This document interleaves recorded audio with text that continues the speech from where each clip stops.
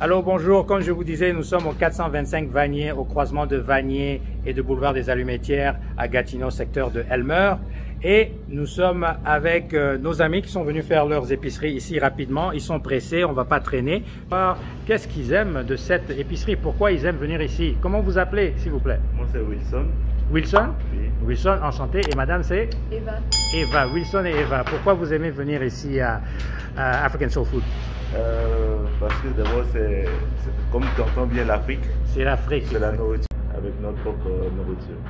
Super. Et Eva? Moi, je suis ivoirienne et quand je viens ici, je découvre beaucoup de choses de mon pays.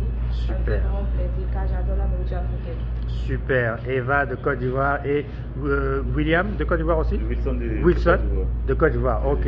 Moi aussi, je suis de Côte d'Ivoire un peu quand même. Je suis congolais, mais j'ai grandi en Côte d'Ivoire. Ok. Voilà. Donc, on est ensemble. Merci les gars. Merci. À bientôt. À bientôt.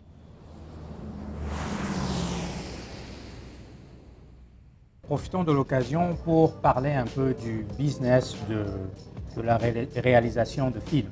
Ouais. Cinéma, c'est peut-être trop dire. Bon, en tout cas, réaliser un document, film, audiovisuel, multimédia dans ce domaine-là. Disons que moi, j'ai une idée, j'ai une vision, j'ai envie de faire un film, raconter une histoire et le mettre sur écran. Ouais. Alors, quelles sont les compétences que je dois réunir autour de moi si j'ai une idée et je vais produire et faire sortir un film? Ok, alors, c'est une très bonne question, Daniel. Donc, généralement, un réalisateur, une fois qu'il a une idée, a besoin d'un producteur. Très souvent, le réalisateur est aussi le producteur parce qu'un producteur, c'est quelqu'un, comme je l'ai dit, qui contrôle toutes les étapes d'une production. Et généralement, un réalisateur a besoin d'un producteur, a besoin d'un cinématographeur. Et le cinématographeur, c'est la personne qui va visuellement dire voici ce qu'on peut filmer, voici ce qu'on va filmer, voici les lumières, comment il faut les placer. Bien sûr, là je suis en train de minimiser pour une petite équipe. Ouais. On a besoin de quelqu'un qui va s'occuper du son. Et puis aussi un script supervisor.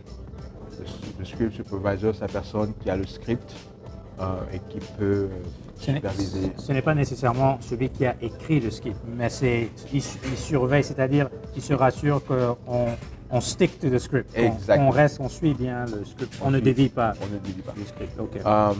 Mais tu ajoutes un bon point. Oui, c'est vrai qu'il y a aussi un scriptwriter, donc la personne qui a écrit ça. La raison pour laquelle je n'ai pas mentionné ça, c'est parce que si c'est toi qui as l'idée, généralement, toi en tant que réalisateur, c'est toi qui vas écrire le script. Okay.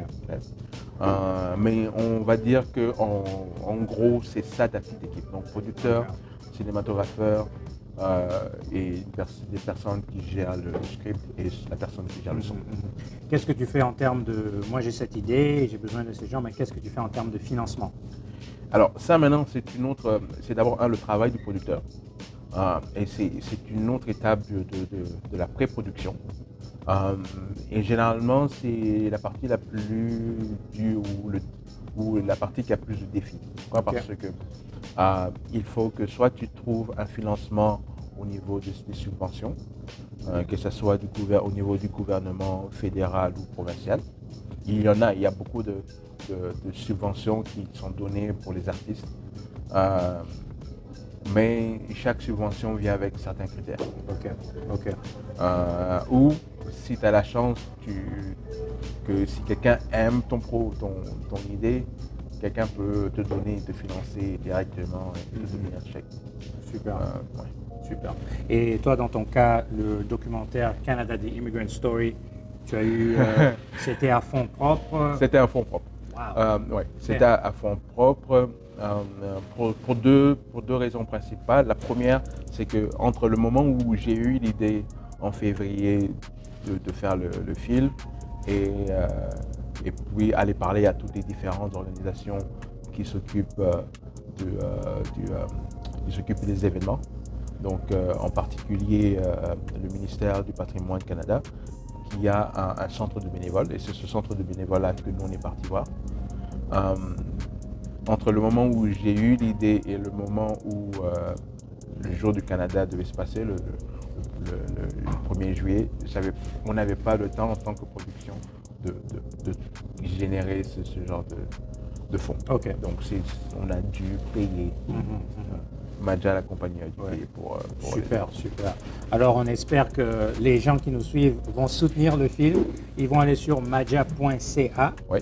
et il y aura toutes les informations là-dessus. Et quand le film, il y aura des premières dans d'autres villes du Canada. Absolument. Allons absolument. soutenir notre frère Christian qui a fait un beau travail vraiment. Beaucoup d'entre nous sont passés par la voie de l'immigration évidemment pour venir s'établir ici au Canada. Et donc c'est un beau documentaire. Et avec le soutien, tu pourras te remplir les poches après t'être saigné toi-même à faire sortir ce documentaire. Mais merci, mais justement merci parce que ça c'est vrai, d'abord merci pour ce message-là. Et c'est vrai que j'apprécie encore une fois ton travail parce que il y a plein de personnes de la diaspora qui te suivent. Et c'est important justement de parler des différents projets comme celui-ci. Alors, Christian, j'ai une question à te poser par rapport aux défis que tu as peut-être rencontrés en tant que jeune réalisateur noir. Est-ce que c'est un domaine où tu vois beaucoup d'autres afro-descendants se démarquer ou est-ce que c'est ouvert et qu'est-ce qu'on peut faire pour encourager plus d'afro-descendants à développer ses compétences, à entrer dans le domaine et à raconter aussi leur histoire, parce qu'on a beaucoup à dire. Alors, c'est vrai qu'on a beaucoup d'histoires à raconter. Et notre histoire est assez riche pour qu'on puisse bien tous se retrouver, mais malheureusement, on n'est pas beaucoup. Non seulement dans la région, mais je voudrais même parler du Canada. Malheureusement, parce que là j'essaie de me dire s'il y a un réalisateur afro-noir qui est connu, un réalisateur canadien, et je n'arrive pas à trouver. Donc ça veut dire que c'est ça. Et on veut distinguer, hein, on parle de réalisateur derrière la caméra, production, script et tout ça, mais on veut distinguer des acteurs. Des acteurs, il y en a qui émergent un peu. Des acteurs, il y en a qui des émergent. Africains d'origine, dans le Québec, le monde francophone, qui se débrouillent très bien. On parle vraiment de derrière la caméra. Derrière la caméra, donc producteur et réalisateur. Et c'est vrai que je suis sûr qu'il y en a, mais il n'y en a pas beaucoup. Et en tout cas, il n'y en a pas assez parce que nos histoires aussi doivent être racontées. Ouais. Et c'est un peu ça qui m'inspire aussi à pouvoir prendre un peu cette place-là. Ouais. Et voilà pourquoi Canada The Immigrant Story, pour moi, c'était le meilleur film que je pouvais réaliser comme un film de mon début. Okay. Parce que ça parle de moi, ça parle de mon histoire, même si c'est pas moi qui était la vedette. Mais c'est une histoire que je devais raconter en tant qu'immigrant, et c'est ça, comme tu dis, il n'y en a pas beaucoup. Et c'est ça aussi le défi. Le défi, c'est ça, c'est que parce qu'il n'y en a pas beaucoup, le grand défi, c'est maintenant comment trouver des financements. C'est ça. Ouais.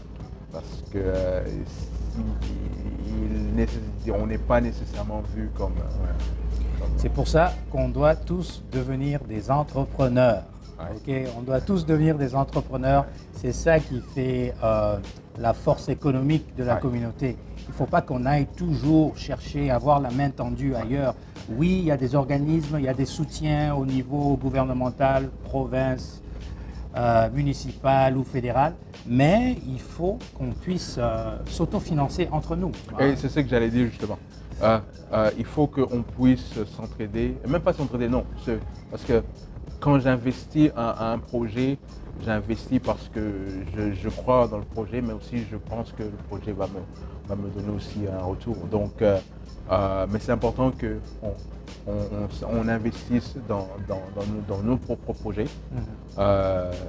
Parce que si aujourd'hui je demande à quelqu'un d'autre, ah tiens, voici, j'ai un film sur l'immigration, ça ne va pas le toucher que si je vais chez quelqu'un de la communauté. Et je dis, ah tiens, voici, j'ai un film sur l'immigration, qu'est-ce que tu en penses? J'ai besoin de tel montant pour que tu m'aides pour réaliser ou production. Exactement. C'est pour ça que on ne cesse de parler de l'entrepreneuriat sur cette chaîne. C'est vraiment très important. C'est ça qui donne la vraie indépendance. Hein. Une indépendance économique, avoir un pouvoir se faire respecter et pouvoir faire des choses nous-mêmes, financer nos propres projets au lieu de dépendre d'autres personnes qui ne peuvent pas toujours faire le lien, ne sont pas touchés de la même façon, comme tu as dit. C'est très très important. Très donc, important. Voilà, un autre shameless plug, une autre façon pour moi de vous inviter à vous abonner sur cette chaîne parce qu'on parle d'entrepreneuriat dans tous les domaines, que ça puisse donner des idées, que chacun puisse avoir une inspiration et on ne sait jamais où est-ce que ça peut amener, mais les astuces, le parcours des autres, les différents business peut-être d'autres secteurs dont on n'a pas pensé. Et pourtant, il y a beaucoup de moyens de faire beaucoup de profits et de se réaliser là-dedans.